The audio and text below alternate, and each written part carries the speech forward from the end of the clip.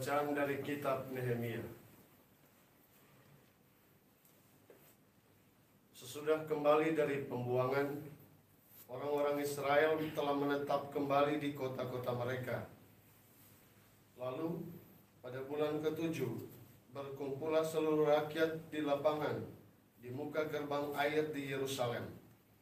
Mereka meminta kepada Ezra, ahli kitab, supaya membawa kitab Taurat Musa, yakni kitab hukum yang diberikan Tuhan kepada Israel.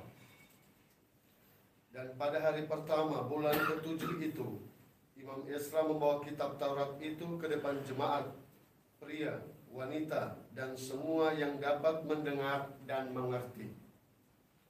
Ia membacakan beberapa bagian dari kitab itu di halaman di depan gerbang air dari pagi sampai tengah hari, di depan pria, wanita, dan semua orang yang dapat mengerti. Dengan penuh perhatian, seluruh umat mendengarkan pembacaan kitab Taurat itu. Adapun Ezra ahli kitab berdiri di atas mimbar kayu yang dibuat khusus untuk peristiwa itu. Ia membuka kitab itu di depan mata seluruh umat karena ia berdiri lebih tinggi dari semua orang. Pada waktu ia membuka kitab, semua orang bangkit berdiri. Lalu Ezra memuji Tuhan, Allah yang Maha Agung, dan semua orang menjawab, Amin, Amin, sambil mengangkat tangan. Kemudian mereka berlutut dan sujud menyembah Tuhan dengan muka sampai ke tanah. Para Lewi menjelaskan hukum itu kepada jemaat, sementara rakyat berdiri di tempatnya. Bagian-bagian kitab Taurat Allah dibacakan dengan jelas, dengan diberi keterangan-keterangan, sehingga pembacaan dimengerti. Lalu Nehemia, kepala daerah, dan Imam Ezra ahli kitab, serta orang-orang Lewi yang mengajar jemaat berkata kepada seluruh hadirin, hari ini adalah kudus bagi Tuhan Allahmu. Kalian janganlah berduka cita dan menangis, karena semua orang itu menangis ketika mendengar kalimat-kalimat Taurat. Lalu berkatalah Nehemia kepada mereka, pergilah, makanlah sedap-sedapan, dan minumlah minuman manis, dan berikanlah sebagian kepada mereka yang tidak sedia apa-apa, sebab hari ini kudus bagi Tuhan kita. Janganlah bersusah hati, tetapi bersukacitalah karena Tuhan, sebab sukacita karena Tuhanlah perlindunganmu. Juga orang-orang Lewi menyuruh semua orang itu diam dengan kata-kata, tenanglah, hari ini hari kudus, jangan bersusah hati. Maka pergilah semua orang untuk makan dan minum, untuk berbagi-bagi makanan dan berpesta ria, karena mereka mengerti segala sabda yang diberitahukan kepada mereka. Demikianlah sabda Tuhan. Syukur kepada Allah. Mazmur tanggapan dengan referen, titah Tuhan tepat menyenangkan hati. Titah Tuhan tepat menyenangkan hati. Taurat Tuhan itu sempurna, menyegarkan jiwa. Peraturan Tuhan itu teguh, memberikan hikmat kepada orang bersahaja. Titah Tuhan tepat menyenangkan hati. Titah Tuhan itu tepat menyukakan hati. Perintah Tuhan itu murni, membuat mata ceria. Titah Tuhan tepat menyenangkan hati. Takut akan Tuhan itu suci, tetap untuk selama-lamanya. Hukum-hukum Tuhan itu benar, adil selalu. Titah Tuhan tepat menyenangkan hati. Lebih indah daripada emas, bahkan dari emas tua, dan lebih manis daripada madu, bahkan daripada madu tetesan dari sarang lebah. Titah Tuhan tepat menyenangkan hati. Bait pengantar Injil. Haleluya, haleluya, Haleluya, haleluya.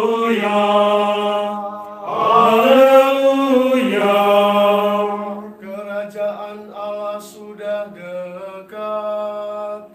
Bertobatlah dan percayalah kepada Injil. Haleluya. Haleluya.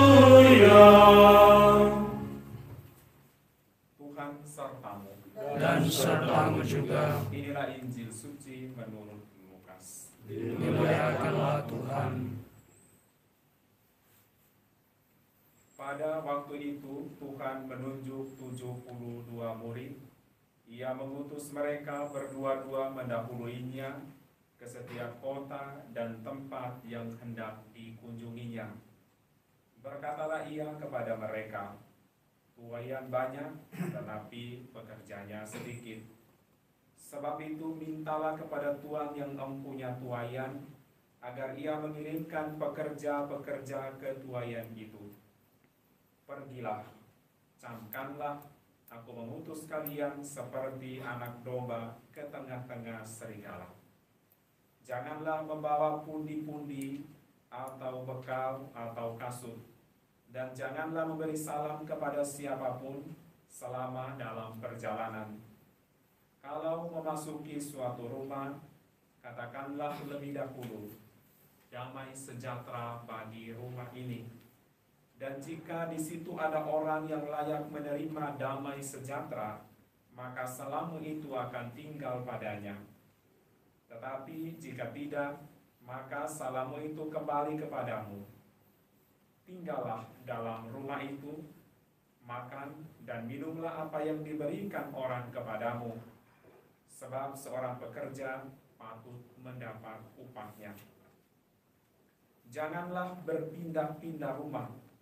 Jika kalian masuk ke dalam sebuah kota dan diterima di situ, makanlah apa yang dihidangkan kepadamu, dan sembuhkanlah orang-orang sakit yang ada di situ, dan katakanlah kepada mereka, kerajaan Allah sudah dekat padamu. Tetapi jika kalian masuk ke dalam sebuah kota dan tidak diterima di situ, pergilah ke jalan-jalan kota itu dan serukanlah juga debu kotamu yang melekat pada kaki kami kebaskan di depanmu. Tetapi ketahuilah ini, kerajaan Allah sudah dekat. Aku berkata kepadamu, pada hari itu Sodom akan lebih ringan tanggungannya daripada kota itu." Demikianlah sabda Tuhan. Terpujilah Kristus.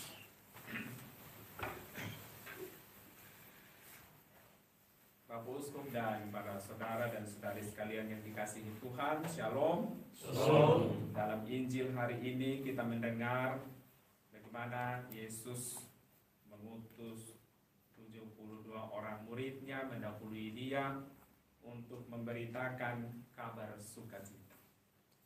Sebelum mereka melakukan perjalanan misinya, Yesus menjelaskan beberapa hal kepada mereka dan berpesan apa yang harus mereka lakukan, dan juga menyebutkan situasi yang akan mungkin mereka alami dalam karya pewartaan dalam perjalanan mereka.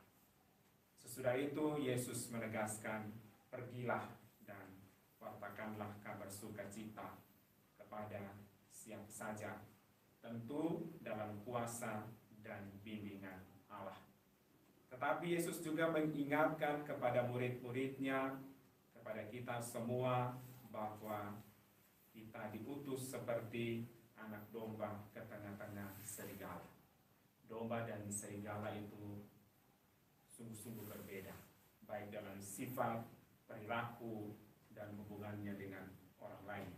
Serigala terkenal buas dan memangsa apa saja yang ada di sekitarnya, tapi domba terkenal dengan sifat lemah lembut dan tidak seperti serigala yang suka menerkam orang kapanpun dan dimanapun. Gambaran serigala menunjukkan kepada kita akan tantangan dan kesulitan yang mungkin akan dihadapi oleh murid-murid Tuhan dalam karya pewartaan mereka. Tetapi Tuhan Yesus mengingatkan kepada kita, walaupun ada tantangan, walaupun ada kesulitan, kita dapat keluar dari tantangan dan kesulitan itu. Bagaimana caranya? Ya, sebagai domba, tentu saja ketika ada kesulitan, ada tantangan, janganlah seorang menjauhkan diri dari kawanannya.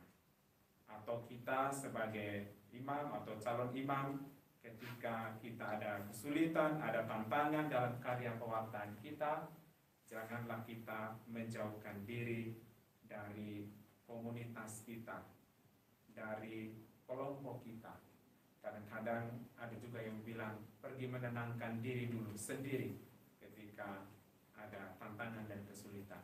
Lain kali ketika pergi menenangkan diri, ya pergi terus, tidak kembali-kembali. Jadi jika ada kesulitan dan ada tantangan, mari kita tetap ada dalam kawanan, dalam komunitas, karena di sana ada orang-orang yang senantiasa setiap saat senantiasa membantu dan mendukung kita. Terutama sebagai domba-domba ketika kita ada dalam suatu komunitas, di sana ada Kristus sebagai Gembala Agung yang akan menuntun dan membimbing kita.